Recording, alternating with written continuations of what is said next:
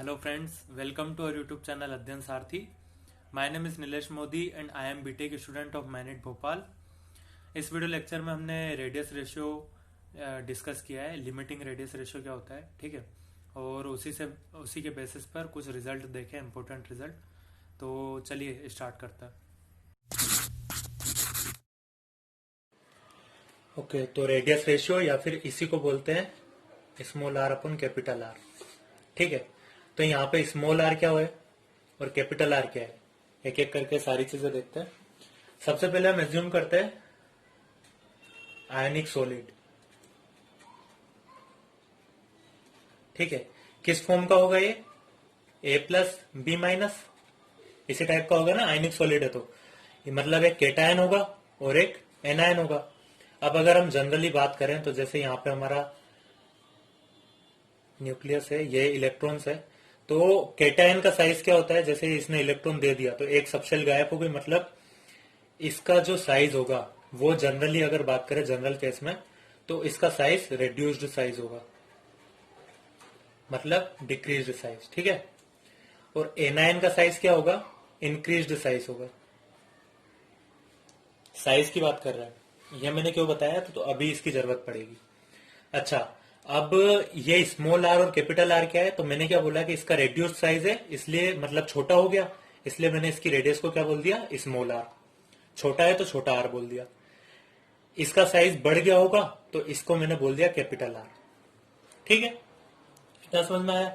अब थोड़ा सा आगे बढ़ते हैं. तो कल या फिर हम बोले कि पिछले लेक्चर में हमने क्या डिस्कस किया था, वॉइड्स डिस्कस की थी. तो वॉइड कैसे बनती है, जैसे थोड़ा सा देर हम टेट्रा हेड्रल वॉइड की बात करें तो जैसे हमारे पास स्ट्रक्चर है, ठीक है, इसके ऊपर एक और लेयर है, तो ये बीच वाली जो वॉइड है, ठीक है, ये वाली वॉइड, तो ये हमारी क्या है, टेट्राहेड्रल वॉइड है. अब इस वॉइड में हमारे पास देखो दो ऑप्शन है, ये जो हमारा ए और बी है कहां कहां आ सकते हैं. तो या तो इस वॉइड में केटायन जाएगा या फिर एनायन जाएगा.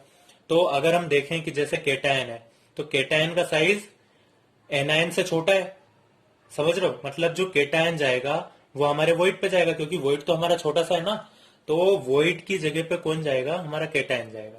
तो इतनी बात समझ में आई. मतलब जो हमारी आर साइज होगी वो हम किसके लिए बोल रहे हैं, थोड़ी सी देर के लिए वॉइड के लिए, जहां पे हमारा क्या आएगा, केटायन आएगा. मतलब हमारी रेडियस किसकी है, केटायन की, जो कि कहां पे जाएगी, वॉइड पे जाएगी. ओके, इतना समझ में आया. अब भाई रेडियस रेशियो मतलब आर बाय आर की जरूरत क्या पड़ती है, तो आर बाय आर की जरूरत ये पड़ती है कि इस एनायन के कंपैरिजन में हमारे वॉइड तो क्योंकि फिक्स होगी, तो जो केटायन का साइज है वो कितना होना चाहिए ताकि वो हमारे वॉइड में ऑक्यूपाई कर सके या फिर वॉइड में आके रह सके. ठीक है, तो यही हम कैलकुलेट करते हैं. जैसे एक एग्जांपल ले लेते हैं हम. सबसे पहले हम ले लेते हैं ट्राइगोनल प्लेनर. ये हमने एक स्ट्रक्चर ले लिया. ट्राइगोनल प्लेनर मतलब कुछ इस टाइप का अरेंजमेंट. ठीक है, ये 3 एटम है, तो इसके लिए जल्दी से जल्दी डेराइव कर लेते हैं. यहां पे हमारी क्या है, ये वॉइड है. ठीक है,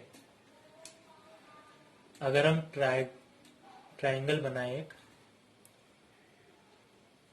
इसके लिए रेडियस कितनी है, आर है, और इसकी रेडियस कितनी है, वॉइड की, स्मॉल आर है. इतना समझ में आया.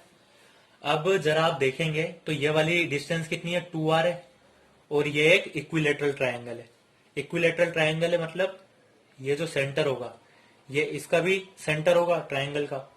ठीक है, और ये वाला जो एंगल होगा, ये छोटा सा एंगल, ये वाला एंगल होगा 30 degree.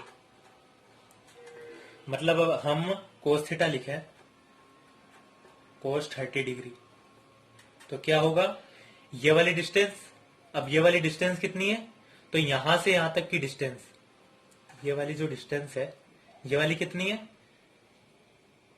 Capital R plus small R. ठीक है, तो हमारा कोस थीटा क्या आ जाएगा, आधार बटे कर्ण. आधार को हम क्या लिखेंगे, क्योंकि आधार तो हमारी ये वाली डिस्टेंस है. ठीक है, capital R upon R plus small R. अब इसी को अगर हम कैलकुलेट करें तो √3/2 equal to r plus small R. तो यहां से हमारे पास क्या आ जाएगा, small r upon r equal to 0.155। मतलब हमने क्या बोला कि हमारे जो केटायन की साइज है वो एनायन साइज की 0.155 टाइम्स होनी चाहिए। ठीक है, अगर हमारे एनायन की साइज इतनी है केटायन की साइज, तो आसानी से और परफेक्टली वो उस वॉइड में आ जाएगा। ठीक है, आई होप ये तो आपको समझ में आ गया होगा। तो अब एक और चीज मैं आपको बता देता हूं कि आइडियल रेडियस क्या होती है। तो ये अभी जो हमने निकाली है ना, इसी को हम बोलते हैं आइडियल रेडियस। आइडियल रेडियस मतलब क्या कि जो हमारी वॉइड है वो तीनों एटम को टच भी कर रही है, मतलब हमारा जो एटम है वो बिना किसी स्ट्रेस में है। ठीक है, और परफेक्टली उसमें आ गया है। तो बहुत बार क्वेश्चन में आइडियल रेडियस पूछते हैं, जैसे r/r में बोल दिया उसने कि एनायन का साइज आपको दिया हुआ है और केटायन का आइडियल रेडियस बताओ। तो आइडियल रेडियस कैसे निकालेंगे, ये आपके रिजल्ट को याद रख के। तो ये तो हमने अभी ट्राइगोनल प्लेनर के लिए देखा था। ऐसे ही बहुत सारे रिजल्ट है, बहुत सारे तो नहीं बोलूंगा, कुछ 3-4 ही रिजल्ट है। तो इनको आपको याद रखना है एज अ रिजल्ट। ठीक है, इनके डेरिवेशन कोई याद रखने की जरूरत नहीं है, तो सिंपली आप इसको याद रख लीजिए। ठीक है, अब इसको याद रखने के लिए मैं क्या बोलूंगा, जैसे सबसे पहले हमने प्लेन ट्राइगोनल देखा या फिर ट्राइगोनल प्लेनर देखा, तो इसके लिए आइडियल रेडियस क्या होती है 0.155। इससे ज्यादा होगी तब भी चलेगा, एटम बन जाएगा। और टेट्रागोनल के लिए क्या होती है लिमिटिंग रेडियस 0.225। ठीक है, तो आपको याद कैसे रखना है, जैसे मैं बताऊं, तो आप यहाँ पे वीडियो रोक के पहले तो इसका स्क्रीनशॉट ले लीजिए, क्योंकि ये बहुत इंपॉर्टेंट चीज है और जनरली एक क्वेश्चन आ सकता है इससे। ठीक है, तो सबसे पहले हमने प्लेनर से स्टार्ट किया, प्लेनर ट्राइगोनल। ठीक है, तो इससे गए 0.225। ये मैंने किसका लिखा, टेट्राहेड्रल का।